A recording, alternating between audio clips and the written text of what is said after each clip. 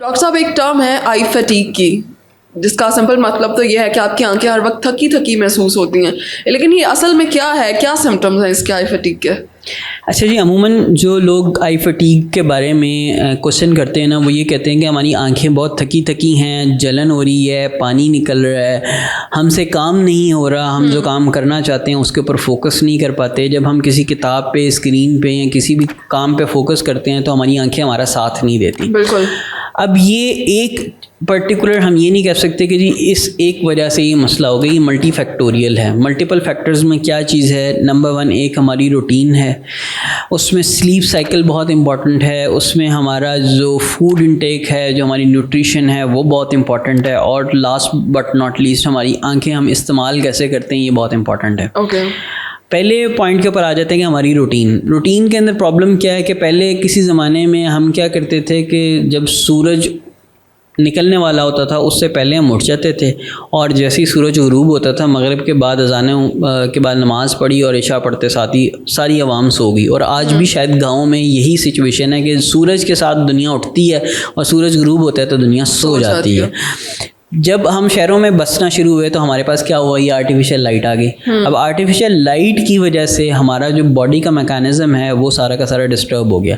हम रात 12 बजे 1 बजे तक जागते हैं, और हम में से जो स्पेशली फ्रीलांसर्स हैं ये कोई ऐसा काम करते हैं रिमोटली जो कि किसी दूसरे टाइम जोन में फॉल करता है, चाहे वो ये चाइना रशिया है या वो अमेरिका वगैरह के अंदर है। तो वो क्या करेंगे, वो रात सारी जागेंगे, और सुबह जब फजर की अजानें होंगी, जब जिस वक्त हमारा नेचुरल सिस्टम सारा कह रहा है कि अब जागना है, उस वक्त हम सो रहे हैं, और जिस वक्त वो सोने का टाइम है उस वक्त हम जाग रहे हैं। तो when you are working against the nature, यानी जब हम नेचर के अगेंस्ट काम कर रहे हैं और हमें फ्लो करना पड़ रहा है दरिया के बहाव के अगेंस्ट, तो हमें ज़ोर ज़्यादा लगाना पड़ेगा। इसी तरीके से जब हमारी नेचुरल जो लाइट है या जो नेचुरल बॉडी रिदम है वो हमें कुछ कह रहा है और हम अपनी रूटीन को किसी और तरीके से इस्टेब्लिश कर रहे हैं, तो उसमें हमारी आंखों के ऊपर या हमारे जहन के ऊपर जो है वो वर्क लाइफ बैलेंस और स्ट्रेस बढ़ जाती है। सेकेंडली, जैसे मैंने लफ्ज़ इस्तेमाल किया स्ट्रेस, जिस दिन हमारा काम बहुत ज़्यादा है या कोई बहुत इम्पॉर्टेंट टास्क है या हमने कोई ऐसा काम करना है जिसकी बहुत इम्प्लिकेशन है हमारी लाइफ में, उस दिन हमारी बॉडी का स्ट्रेस लेवल और हार्मोन्स जो है ना वो फाइट और फ्लाइट के हार्मोन्स आ जाते हैं, और उसकी वजह से हमारी आंखें ट्विच भी कर रही होती हैं, फड़क भी रही होती हैं, पेट भी जो है वो ख़राब हो रहा होता है। अक्सर हमने देखा कि स्क्रीन को यूं यूं ऐसे ऐसे करके, तो वो उसमें जो है वो उस दिन आपका जो सारा बॉडी का हार्मोनल लेवल है ना वो चेंज हो रहा होता है, और उसकी वजह से आपकी आंखें भी इफेक्ट होती हैं।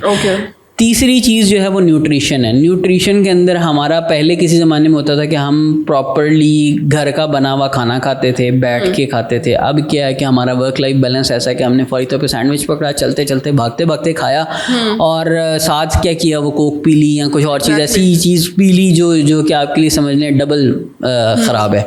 तो जब आपकी न्यूट्रिशन ख़राब हुई, आपकी बॉडी का जो वर्क लाइफ बैलेंस है वो ख़राब हुआ, स्ट्रेस इंक्रीज़ हुआ, उस सारे की वजह से आपकी आई के ऊपर ज़ोर पड़ रहा है, और वो ज़ोर पड़ने की वजह से उसमें ड्राई आइज़ हो रही हैं, इरिटेशन हो रही है, फटीग हो रही है, आपकी आई फोकस नहीं कर पा रही। लास्ट बट नॉट लीस्ट जो है स्क्रीन यूज़।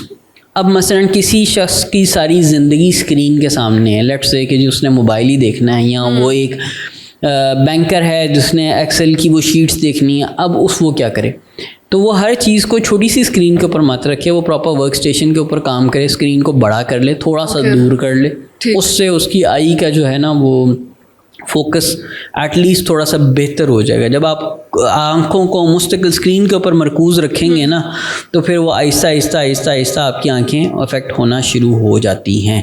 तो ये हमें अपने सारे के सारे वर्क लाइफ बैलेंस को, अपनी आदत को बेहतर करना पड़ेगा आई फटीग के लिए। लास्ट जो उसमें मेडिसिन इंपॉर्टेंट है वो ये है कि ज़्यादा चीज़ें जो होती हैं वो ड्राई आइज़ की वजह से होती हैं। तो हम कोई भी अच्छा सा आई लुब्रिकेंट यूज़ कर सकते हैं, ओवर द काउंटर इंटरनेशनली भी अवेलेबल हैं, पाकिस्तान में भी अवेलेबल हैं। तो कोई भी अच्छा सा आई लुब्रिकेंट यूज़ कर लें, और अगर उसके यूज़ करने के बावजूद भी आपको और महसूस हो रहा है कि आंखें ठीक नहीं काम करी, फिर आई स्पेशलिस्ट को दिखाएं। क्या पता आपको ऐनक की ज़रूरत पड़ रही हो या कोई और ऐसी वजह हो जो कि आपकी आई को अफेक्ट कर रही है, जिसमें एलर्जी है, इन्फेक्शन है, तो उसको जब ट्रीट करेंगे तो आपकी आई की ये जो फटीग है ये बेहतर हो जाएगी। ठीक है डॉक्टर साहब, स्क्रीन टाइम की आपने बात की कि अहम रोल अदा करती है आई फटीग में।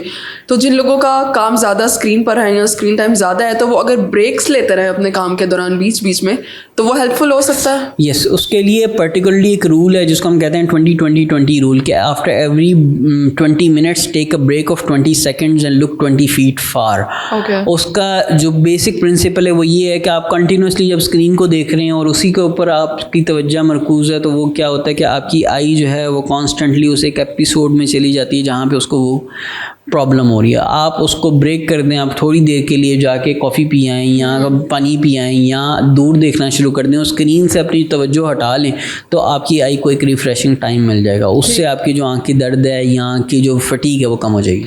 आई फटीग को कम करने के लिए कोई एक्सरसाइज है?